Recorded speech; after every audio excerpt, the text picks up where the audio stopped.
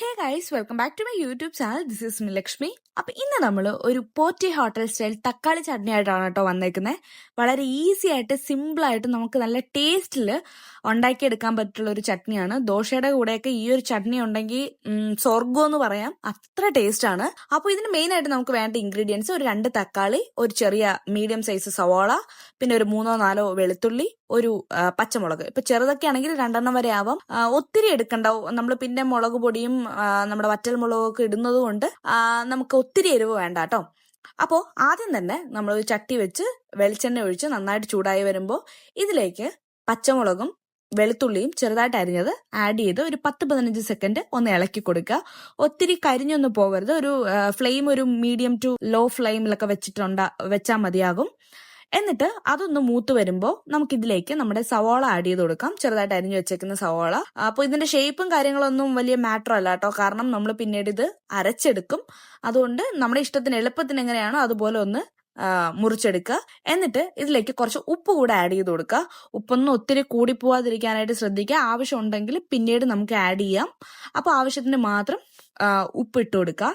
എന്നിട്ട് സവാള ഒന്ന് ഒരു ട്രാൻസ്പാരന്റ് കളറിലേക്ക് മാറി വരുമ്പോൾ നമുക്കിതിലേക്ക് തക്കാളി ആഡ് ചെയ്ത് കൊടുക്കാം. പിന്നെ ശ്രദ്ധിക്കുക, നമ്മുടെ ഈ തക്കാളി ആയാലും സവാള ആയാലും ഒത്തിരി അങ്ങ് മൂത്തൊന്നും പോകരുത്. ഇപ്പൊ സവാള ആണെങ്കിൽ ഒന്ന് നിറം മാറി ഒരു ട്രാൻസ്പെറന്റ് ആവുമ്പോൾ നമ്മൾ തക്കാളി ആഡ് ചെയ്ത് കൊടുക്കുക. തക്കാളി ഒരു കുറച്ചൊന്ന് വാടി എന്താ പറയാ ഒന്ന് അതിന്റെ വെള്ളമൊക്കെ ഇറങ്ങുമ്പോഴത്തേക്കും നമുക്ക് ഇതിലേക്ക് നമ്മുടെ പൊടികൾ ആഡ് ചെയ്ത് കൊടുക്കുക. ഒത്തിരി ഇങ്ങനെ മൂപ്പിച്ച് കുഴച്ചൊന്നും എടുക്കണ്ട, കാരണം നമ്മൾ പിന്നീട് ഇത് അരച്ചെടുക്കുന്നുണ്ട്. അപ്പോൾ തക്കാളി ഒന്ന് വാടി വന്നതിന് ശേഷം നമ്മൾ ഇതിലേക്ക് കുറച്ച് മുളക് പൊടി ആഡ് ചെയ്തിട്ടുണ്ട്. പിന്നെ ഈ ഒരു തക്കാളി ചട്നിക്ക് ഒത്തിരി എരിവായാൽ ടേസ്റ്റ് കാണില്ല. അപ്പൊ നമുക്ക് ഒരു മിനിമം ഒരു മീഡിയം അളവിൽ മാത്രം ഒരു എരിവ് മതി. കാരണം അതാണ് അതിന്റെ ഒരു പരിവ്. നമ്മൾ ഈ പോറ്റി ഹോട്ടലിൽ ഈ ഒരു തക്കാളി ചട്നിയൊക്കെ കഴിക്കുമ്പം കണ്ടിട്ടില്ലേ, ഒത്തിരി എരിവൊന്നും കാണില്ല. അപ്പോൾ ആ ഒരു എരിവ് വന്നു കഴിഞ്ഞാൽ ആ ഒരു ടേസ്റ്റേ മാറിപ്പോവും. അതുകൊണ്ട് ആവശ്യത്തിന് മാത്രം എരിവൊക്കെ ഇട്ടാൽ മതി കേട്ടോ. എന്നിട്ട് ഇതിലേക്ക് ഈ തക്കാളിയും മുളകും ഒക്കെ ഒന്ന് മൂത്ത് വരുമ്പോൾ കുറച്ച് കായപ്പൊടി, ഒരു 1/2 ടീസ്പൂൺ കായപ്പൊടി ഇട്ട് കൊടുക്കാം. ഈ കായപ്പൊടി ഇടുന്നതാണ് ഈ ഒരു തക്കാളി ചട്നിയുടെ ഒരു ലെവൽ അങ്ങ് മാറ്റുന്നത്. കാരണം അതിന്റെ ഒരു മണവും പിന്നെ ഒരു ടേസ്റ്റും ആ ഒരു എന്താ പറയാ വേറെ ലെവലാണ്. അത് നിങ്ങൾ ട്രൈ ചെയ്ത് നോക്കിയാലേ അറിയാൻ പറ്റുള്ളൂ. എന്നിട്ട് ഇത് നന്നായിട്ടൊന്ന് തണുക്കാനായിട്ട് വെക്കുക. തണുത്തതിന് ശേഷം ഒരു മിക്സിയുടെ ജാറിലേക്ക് മാറ്റിയിട്ട്, ചെറിയ ജാർ എടുക്കുന്നതായിരിക്കും നല്ലത് കേട്ടോ, നന്നായിട്ട് അരഞ്ഞു കിട്ടണം.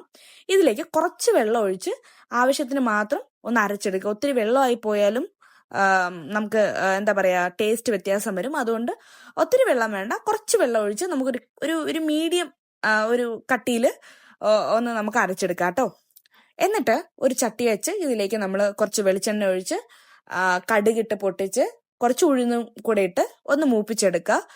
ഈ ഉഴുന്നൊക്കെ ഒത്തിരി ഇങ്ങനെ കരിഞ്ഞു പോകണ്ട, ഒരു ഗോൾഡൻ കളർ ആവുമ്പോഴത്തേക്കും തന്നെ നമുക്ക് ഇതിലേക്ക് വറ്റൽമുളക് 2 ഇട്ട് കൊടുക്കുക. കുറച്ച് കറിവേപ്പില ഇട്ട് ഒന്ന് സോട്ട് ചെയ്തെടുത്തതിന് ശേഷം ഇതിലേക്ക് നമ്മുടെ കൂട്ട്, അതായത് നമ്മൾ നേരത്തെ അരച്ചു വെച്ചേക്കുന്ന നമ്മുടെ ചട്നിയുടെ കൂട്ട് ഇതിലോട്ട് ഒഴിച്ചു കൊടുക്കാം. എന്നിട്ട് നല്ലതുപോലെ ഒന്ന് മിക്സ് ചെയ്തിട്ട് ആവശ്യമെങ്കിൽ മാത്രം നമുക്ക് കുറച്ച് വെള്ളം ഒഴിച്ചു കൊടുക്കാം കേട്ടോ. ഞാൻ ആ ഒരു ജാർ ഒന്ന് കഴുകി കുറച്ച് വെള്ളം ഒഴിച്ചു കൊടുത്തിട്ടുണ്ട്. എനിക്ക് ആ ഒരു കട്ടിയിൽ ആ ഒരു ചമ്മന്തി ഇരിക്കുമ്പോഴാണ് എനിക്കിഷ്ടം.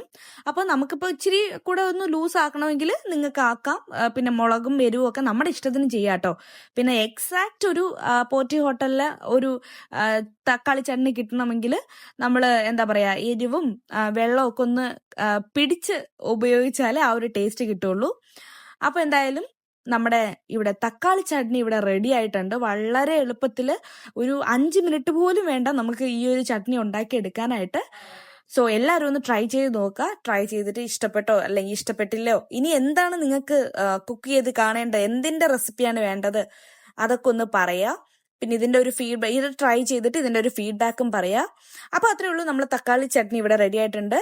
വീഡിയോ ഇഷ്ടപ്പെട്ടെങ്കിൽ ലൈക്ക്, ഷെയർ, കമന്റ് ചെയ്യുക. അപ്പൊ അത്രേ ഉള്ളൂ. അടുത്ത വീഡിയോയിൽ കാണുന്നവരേക്കും ബൈ ബൈ.